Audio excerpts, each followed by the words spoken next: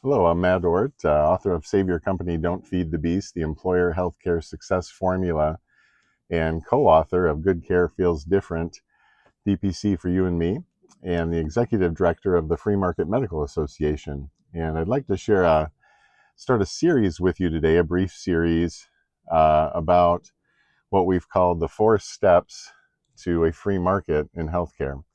And so I'd like to break it down and just do a video on each one, and why we feel this way, why we feel this is actually the only solution, how we got here, and so forth. So I've been doing this 10 years. I was a VP of HR for almost 25 years, but I've been in this new game 10 years. And then I had left that role and co-founded a couple health plans. So I've learned the market conditions and joined Jay Kempton and Keith Smith, who have been doing this longer than I, who founded the Free Market Medical Association in 2014, just a few years even before I even took the role at Merrill Steel. So just want to share that with you. I'm on the beautiful Wisconsin River today, celebrating July 4th yesterday. Hope you had a great weekend, and hope you had a great 4th, celebrating the freedom in our country that maybe we often take a little bit for granted,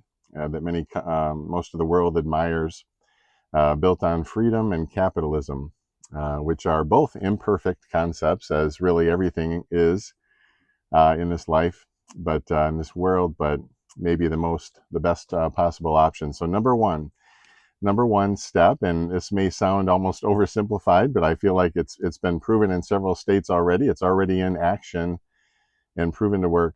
And so step one is really a mindset, and an easy one to explain, maybe a harder one for us to achieve collectively. And it's to acknowledge that we have a monopoly in healthcare, and that the monopoly is in control, and they're not going to allow us to fix it. And they're going to resist anyone who tries to fix it, and that we could spend a lifetime trying to fix it, maybe 5 lifetimes or 10. But really just to focus our energies on what we believe are the real solutions, which we'll cover in this series, but to stop wasting our energy there with maybe false hope and maybe false understandings of the dynamics at play. Now, this doesn't mean we don't have to play in the sandbox and with the current system. I get that. We have to continue on. But we believe the solution is not only outside the sandbox, that we have to build a new sand castle. So the first one is really as simple as that. Is really a mindset. What is a monopoly? And technically, just to clarify, it's an oligopoly, but I say monopoly just for simplicity. The concepts are basically the same. There are some basic characteristics of a monopoly, and I've got 3 here. One is dominant sellers, right?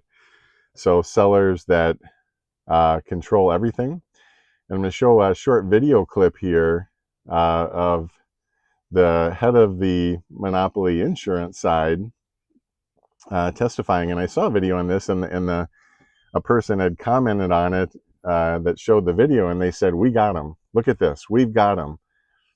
And I thought, man, wouldn't that be nice? I sure wish we could, that would be true.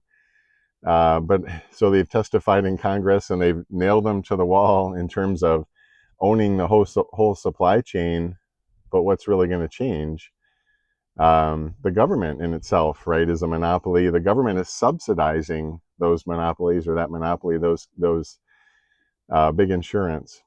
So if the first step, instead of maybe putting them on the stand, would be to stop paying them, stop patronizing things that are hurting us, stop feeding the beast, if you will. So here's the clip, and see what you think. By a show of hands, my first few questions, it would be faster to know what's going on. But the first question is, which of your companies own or control a health insurance division? Raise your hand. Please keep your hand up if you also employ healthcare providers or own clinics, specialty pharmacies, or any other kind of medical practice or pharmacy. Please keep your hand up if you also own or control a pharmacy benefit manager. And please keep your hand up if you lead a publicly traded company at which you have a legal responsibility to maximize shareholder value. So we've established on the record that the largest health insurance companies are not just insurers. They are also medical providers and pharmacies, diagnosing and deciding treatment for patients. They are also PBMs, another form of middlemen managing drug benefits. They are increasingly controlling every aspect of our healthcare system. This level of consolidation helps explain why Americans feel very anxious about their healthcare, because the coverage they have, the drugs they rely on, and the doctors they can see are increasingly controlled by the same corporate families. This level of control and consolidation is supposed to lead to greater efficiencies, lower premiums, and lower deductibles. But that's not what has occurred. So that gives an example of, right, the truth behind this. There are many factors involved here, but the dynamics of a monopoly are three things. So it covered dominant sellers. Number two, barriers to entry. If you've ever tried to start a health plan, you realize that we have pretty much everything figured out, except this giant wall they've built with networks. We don't need a network to buy groceries. We don't need a network to buy TVs, to go to a restaurant, etc., and any other free market. And the concepts of a free market where the buyer has payer power, as I call it in my book, has been removed, right? In a monopoly, the third one is that they can set prices. So not only can they set prices, they can decide not to show you the prices and kind of create this game where people only look at their cards, which is what they pay and not the total price. But as I always say, this year's claims is next year's premiums. And if you don't look at what the plan is, paying total price, if you're paying 10 times too much, then your premiums are going to go up, even though you only paid your $3,000 or $5,000 or whatever it is, $10,000 deductible these days. So those are the basic dynamics of a monopoly, and how the sellers are in complete control and the buyers have no control. They are completely powerless. Imagine if you've ever played the board game Monopoly, which is probably less and less common as generations pass and come in, and are born. But imagine going to the Monopoly winner, if you will, who's at the end of the game.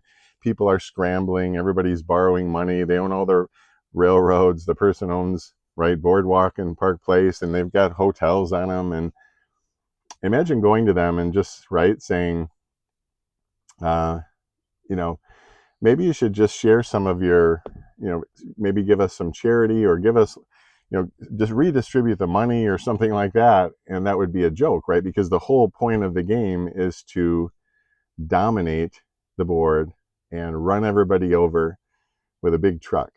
And so if government has a role in this, it's really to stop the monopoly, to create a free market, and they're failing to do that. And in fact, the opposite. Not only are they not doing that, they're subsidizing it. So we get in, as we lead to step 2, which will be the next video. We say, well, how can we fix this? There's a natural economic law, if you will, of free markets, in that when you have a healthy free market, just like we do in every other industry, sellers compete for the buyer's business, right? So they try to reduce costs, they try to increase quality. Sometimes there's premium quality that the buyer is willing to pay for, but it's known and it's a value-based decision. In a monopoly, that's absent. And so you don't have those natural dynamics. So you're relying on the trust of human nature, if you will, right? So you can rely on big corporations, or you can rely on big government. I'm not relying on human nature there at all. You're in human nature in general. I quote Animal Farm a lot in my book, an allegory story by George Orwell, where the animals, there's actually a new movie out there on Angel Studios on this. But if you haven't read this book and you want to learn about human nature, there you go. the animals are being mistreated or maybe not treated as well as they'd like. So they, of course, they talk and everything, but they take over the farm and kick the farmer off his own farm. And then they want to set up this ideal utopian government, if you will, or leadership structure.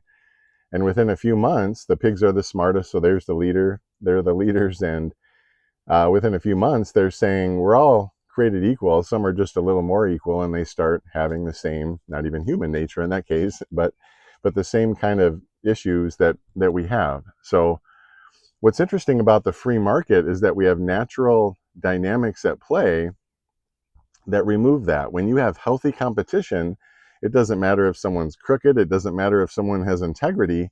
If they can't compete in the marketplace and earn the buyer's business, then they won't be around. And so that drives a healthy competition, a healthy striving for improvement. And so we believe that's the best way to redress this situation, not to try to fix the monopoly, which the players at large, the large hospitals, large insurance companies, and the large broker houses, which are paid the overrides and all these payments that employers aren't aware of for volume.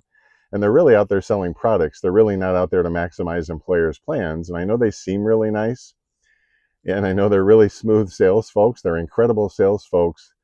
But folks, we wouldn't be where we are if they were actually trying to improve your health plan conditions and control your premiums. They would be forced to get out of the sandbox, and they would be forced to maybe take less commissions or less overrides or less five-star vacations, but that's simply not happening, unfortunately. And so unless that part changes, I think employers are going to have to wake up and start managing their health plans and realize who's advising them, and maybe that those are biased or limited options being presented to them.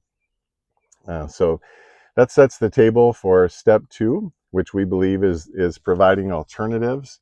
If you have a monopolistic grocery store, I'll close with this. If you have a monopolistic grocery store or restaurant in town, is a simple example.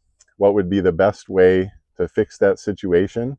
You could try regulations and control and rely on the government and so forth. But you know what I would do? I would have an entrepreneur I would encourage, or have someone start a new grocery store and another grocery store, and I'd have someone start a new restaurant, another restaurant. And we don't want that original one to go out of business unless they're stubborn and crooked, right? Unless they don't want to change. We wouldn't want a new grocery store and the old one to go out of business, because then we'd be stuck with one again. We want them all to compete healthily for the buyer's business. And that, my friends, is a natural free market. That's why we're so passionate about this. Now, this is a big goal ahead of us. We have to build something that doesn't exist, right? In direct primary care and direct specialty care is the alternative sellers that will compete alongside the hospitals, which will force them to either compete or not be around. And we can do this in all facets, and many states actually have. In Wisconsin, we can probably interrupt, or we have alternatives for maybe 90 to 95% of care options. Not an easy thing to think that way, to build something that doesn't exist. The good news is that actually is already in play. That's already being built, as I'll cover. So that's step 1, acknowledge the monopoly, understand that they're never going to change, the government's never going to fix that, and that it's going to be an American spirit. July 4th, Independence Day. Our forefathers had the same challenges, a little different, but we're talking about medical freedom here. And this is what we're going to have to come together, and we're going to have to connect the buyer and seller. The two most frustrated parties in healthcare are the patient and the doctor. How ironic is that? The two most necessary parties for a healthcare transaction are both the ones being doctors are cogs in the big money machine, and the patients are powerless, unable to walk away for a better deal because they're stuck in network. The power of the buyer for alternatives has been removed. So there's step 1 for you, friends, and we'll go to step 2.